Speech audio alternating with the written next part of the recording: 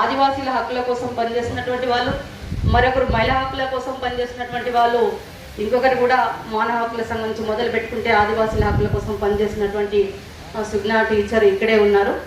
వీళ్ళు కూడా క్లుప్తంగా మాట్లాడతారు.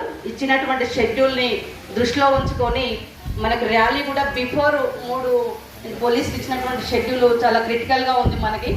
అంటే లంచ్లోపు ఇవన్నీ ముగించుకుంటే తప్ప మనము ర్యాలీని కూడా చేసుకోవడానికి వీలుకుంటుందనేటువంటి విషయాన్ని చెప్తూ ఈరోజు మావోయిస్టు రహిత భారతదేశాన్ని లేదా నక్సలైట్ రహిత భారతదేశాన్ని కలగంటున్నటువంటి కేంద్ర ఆయా రాష్ట్రాల ప్రభుత్వాలు చేస్తున్నటువంటి యుద్ధం, బార్డర్లో ఉండాల్సినటువంటి బార్డర్ సెక్యూరిటీ ఫోర్స్ నుంచి మొదలు పెట్టుకుంటే వైమానిక దాడులన్నీ ఈరోజు ఆదివాసీలు నివసిస్తున్నటువంటి ప్రాంతాల మీద ప్రయోగించడం, ఈరోజు ఆదివాసీలే ఈ దేశ సంపదని కాపాడుతున్నటువంటి వారిని ఎవరికి సందేహం ఉండాల్సినటువంటి అవసరం లేదు.